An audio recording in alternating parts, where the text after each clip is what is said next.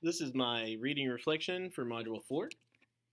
And looking at the socialization expectations, doc students' expectations of their career and life situations differ from established faculty. I think that is pretty much across the board in every profession. It seems like folks that, even in the teacher realm where I'm at now, I see a different established base of what it's going to look like in the classroom view set from those that have been here for a long time versus those coming in. And sometimes that's a great thing. A lot of my younger teachers will come in and really infuse and provide some vitality to those that have been doing it for a while. But I can definitely say that there is usually a socialization period that takes place. And we're very strategic about how we do that. And so later on in the chapter, it talked a little bit about that. And I thought it was interesting that a lot of those things aligned.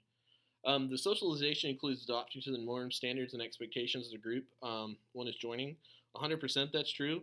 I think people that are successful in socializing themselves into the group allied expectation really do take the time to think about those norms and what that looks like. And I think that a leadership body has to be really, really specific about establishing those norms and standards and expectations and giving that to the new person coming in so that they know what to expect, while at the same time also expecting the established faculty or to really have in place a differentiation idea that things will be different as they come in, and we should be embracing that and not challenging that at all times. Looking at the postmodern stance is definitely more of a cultural process, and I believe that the incoming faculty have a significant impact on the overall culture of the building. I think that's why hiring is so important because it can be very detrimental to the culture of the building, but it can also be an asset to that. It's all about the strategic way in which it's initialized, and it also involves who you hire. Looking at the changing academic environment, um, new faculty with new characteristics come in, um, and it invites some creative approaches to that process of being able to get those people to feel like they belong, to become socialized as part of that grouping. And I think that that's a critical part is really being creative with the approaches that you use. I see that a lot at the universities that I've done some work with. They spend a lot of time really looking at that and thinking about how they can do it. One school uses like an online system, and they pair up several mentors that are already there, and they basically do an early establishment of what would be better phrased as peer relationships or friendships almost, and they use that as their guides. And they have a lot of buy-in from their experienced faculty into that process. They take a lot of pride in turning those new faculty into people that feel like they're a part of the team, which is pretty phenomenal.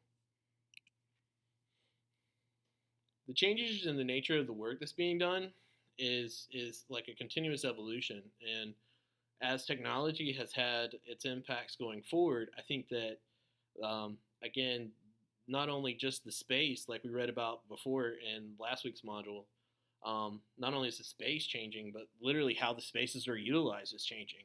And then on the other side of that, technology is creating all these new positions that were never there before.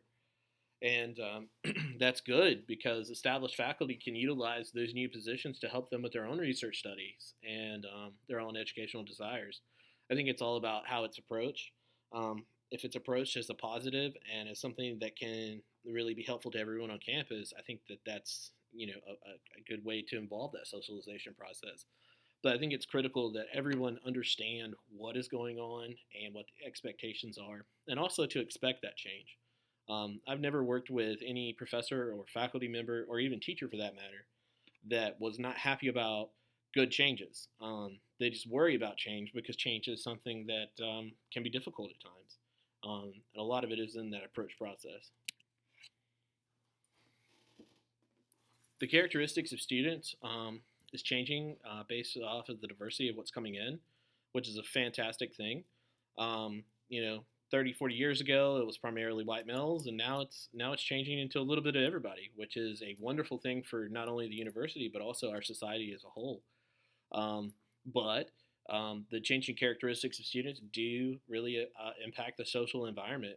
I think it definitely has been a positive impact. If I look at places like UNCW, UNCW has one of the more inclusive programs for its gay students that I have seen anywhere that I have been. They do a really good job of making people feel like they belong, and that is really a step above what I see even at some of the other universities which are larger, like Carolina. And looking at the physical constraints is something that's always going to be an issue as long as we work for the state and the federal government until there's some serious changes that are made in terms of the value of education and how it is valued. Um, it's going to be a problem, and that does create some issues for incoming faculty. When we look at the tenure track and we look at how faculty are appointed, those things are completely different from what they used to be. And job security and longevity at a job does 100% affect the social culture there because when the majority of the professors are just there for a few years and gone, um, you don't have the same intense desire to make them a part of the culture because they're seen as almost like a band-aid that's going to be ripped off at some point.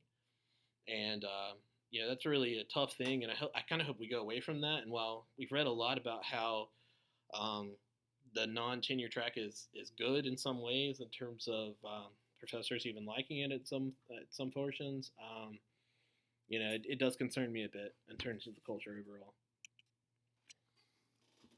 I think that towards the end of this particular chapter, it talked a lot about what can we do to really change and develop, a social culture that is going to be, beneficial to the new incoming folks. So I just took a quote from that.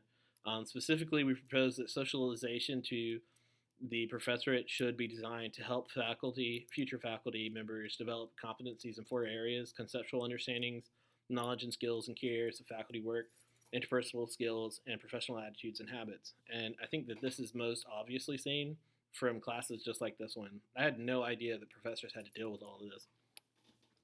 This has been one of the most eye-opening courses I've probably had in terms of looking at my own future and realizing that faculty is probably not the way I'm going to go. I might teach a class or two when I graduate, but outside of that, I can't see myself being in that world. But that's an important thing because if I had not taken this class or something like it, I wouldn't know that. And so I would be going into this thinking that, I'm going to be on a tenure track and rocking and rolling for years. And, I think it's important that if that is the plan, as it is for many of the students in this class, that, they have a firm understanding of what they need to do in order to make it happen. Resources, obviously, the book.